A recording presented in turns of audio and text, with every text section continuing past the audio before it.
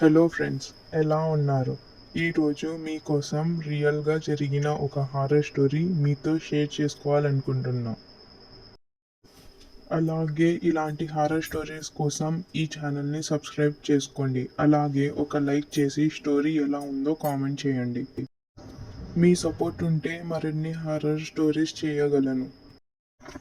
మనం తెలియక చేసే చిన్న చిన్న తప్పులే మన జీవితంలో కష్టాలు తెచ్చి పెడుతుంది.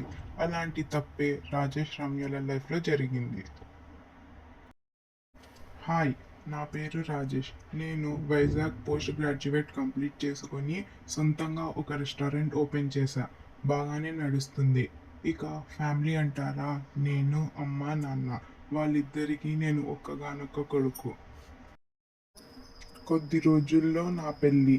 రెండు కుటుంబాలని ఒప్పించి పెళ్లి చేసుకుంటున్నా.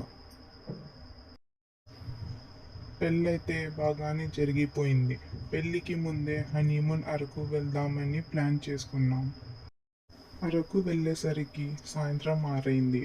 ఒక హోటల్లో రూమ్ బుక్ చేసుకొని ఫ్రెష్ అయ్యి అలా బయటికి వెళ్దాం అనుకున్నాం.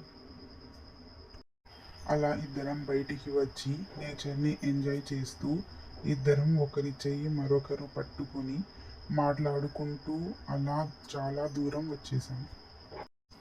అక్కడే ఒక టీ స్టాల్ కనిపించింది. కాసేపు అక్కడ కూర్చొని టీ తాగుతూ మరి చాలా లేట్ అయింది. తర్వాత హోటల్కి వెళ్ళి రెస్ట్ తీసుకొని మార్నింగ్ వేరే ప్లేస్కి వెళ్దాం అనుకుని అక్కడ నుండి బయలుదేరాం. అప్పటికే టైం సాయంత్రం 7 అయింది. అరకులో చాలా చలి ఉండడంతో తొందరగా చీకటి పడిపోతుంది. మాట్లాడుకుంటూ జోక్స్ వేసుకుంటూ వెళ్తున్నాం. అప్పుడే రమ్యని ఎవరో వెనుక నుండి తోసినట్టు కింద పడిపోయింది. రమ్య, ఏమైంది? అలా పడ్డావేంటి అని అడిగాను.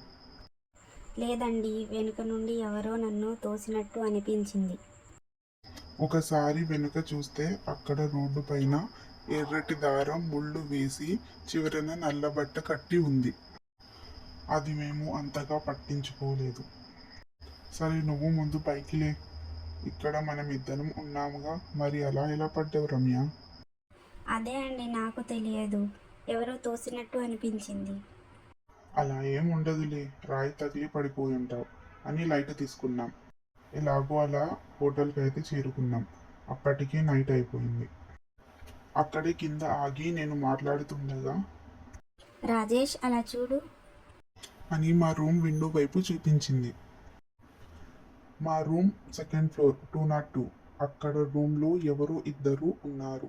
వాళ్ళ షాడోస్ కనిపిస్తున్నాయి. రాజేష్, మన రూమ్లో ఎవరున్నారు? ఏమైనా రూమ్ వేరే కపుల్స్కి ఇచ్చారా? పద చూద్దాం. రూమ్లోకి వెళ్ళి చూస్తే అక్కడ ఎవరూ లేరు. అదే విండో నుంచి చూస్తే ఒక్కసారిగా గుండె ఆగినంత పనైంది. నా గుండె చప్పుడు నాకే వినిపించడం మొదలైంది. మెల్లగా చెమటలు పట్టేశాయి.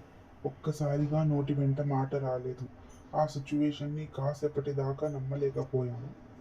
ఆ విండో నుంచి బయటకి కింద చూస్తే అక్కడ ఉండేది మేమే. ఇద్దరం సేమ్. మేమే అక్కడ నిలబడి మాట్లాడుకుంటున్నాం. అక్కడ కింద ఉన్న రమ్యలాంటి రూపం పైకి మా వైపు చూసి భయంకరంగా నవ్వడం మొదలుపెట్టింది. ఇద్దరూ గట్టిగా నవ్వుతున్నారు. అది చూసి మాకు ఆ టైంలో ఏం చేయాలో అర్థం కాలేదు. మా నోటి వెంట ఒక్క మాట కూడా రావడం లేదు. అసలు అలా ఎలా జరుగుతుంది అని షాక్లో నుండి బయటకు వచ్చి మరొకసారి అటువైపు చూశాను. విచిత్రంగా అక్కడ ఎవ్వరూ లేరు. రమ్య, అక్కడ వాళ్ళు ఉన్నారా? లేదు రాజేష్.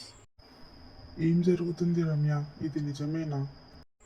నాకు ఏం అర్థం కావడం లేదు రాజేష్.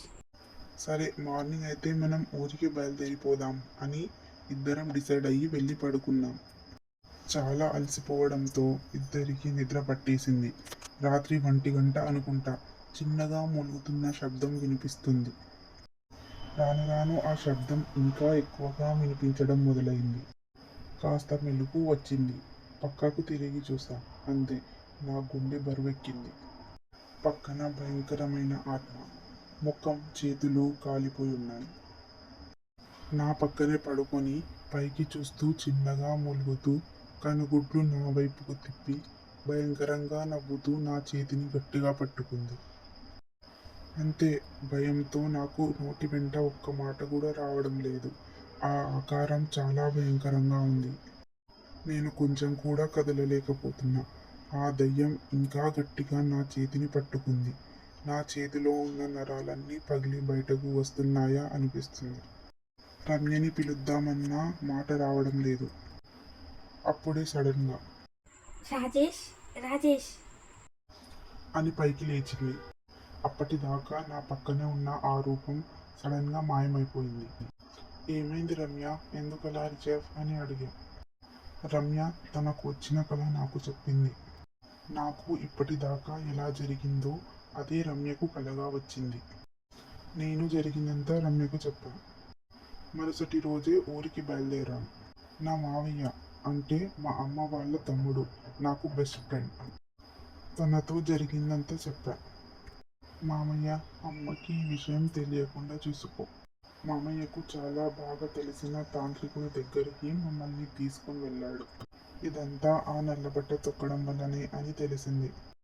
ఎన్నో తంత్రమంత్రాలు చేసి ఒక భయంకరమైన ఆత్మను ఎర్ర దారంతో నల్లబట్ట కట్టి ఎవ్వరు తిరగని చోట పెట్టి ఉంటారు అని తాంత్రికుడు చెప్పాడు.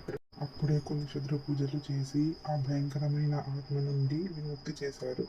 అలా రాజేష్, రమ్యల జీవితంలో జరిగిన ఒక భయంకరమైన స్టోరీని మనతో షేర్ చేసుకున్నారు. మరిన్ని ఇంట్రెస్ట్ వీడియోస్ కోసం మా ఛానల్ని సబ్స్క్రైబ్ చేసుకోండి. వీడియోకి ఒక లైక్ చేసి స్టోరీ ఎలా ఉందో కామెంట్ చేయండి. Thank you.